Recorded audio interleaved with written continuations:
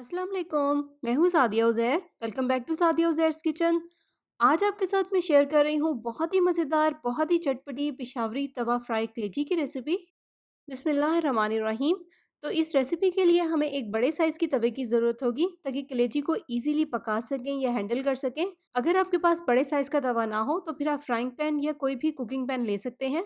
इसमें शामिल करेंगे 2 खाने के चम्मच खालिस घी। इस कलेजी को घी में पकाया जाता है। आप देसी घी या वेजिटेबल घी कोई भी ले सकते हैं। घी ना लेना चाहें तो फिर आप ऑयल ले लें। इसमें शामिल करेंगे 500 ग्राम कलेजी। कलेजी को वॉश करने का, अच्छी तरह से धोने का एक प्रॉपर मेथड भी मैं आपके साथ शेयर कर चुकी हूँ। देखना चाहें तो आप मेरे चैनल पर देख सकते हैं। तो अब फ्लेम को इसके नीचे मीडियम लो रखेंगे और मीडियम लो फ्लेम पर इसको इतनी देर तक पकाएंगे जब तक कि कलेजी का कलर चेंज हो जाए। तो आप देखिए कलेजी का कलर बिल्कुल चेंज हो गया है।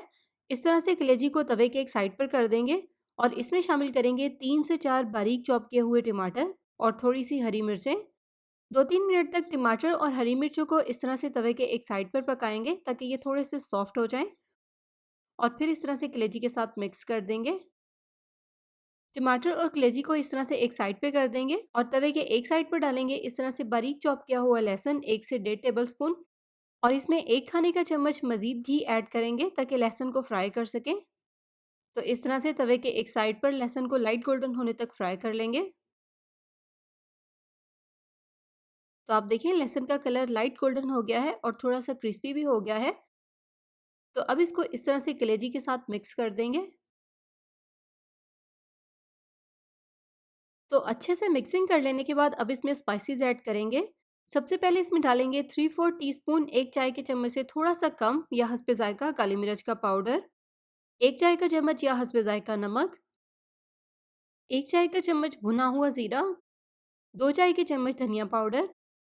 तो अब इसको मीडियम फ्लेम पर इसी तरह से 6-7 मिनट तक पकने देंगे ताकि टमाटर भी सॉफ्ट होकर मैश हो जाए, इसमें मौजूद एक्स्ट्रा पानी भी ड्राई हो जाए।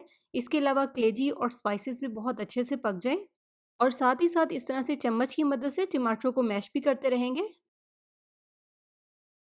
तो यहाँ पर तकरीबन 6-7 मिनट हो गए हैं कलेजी को पकते हुए।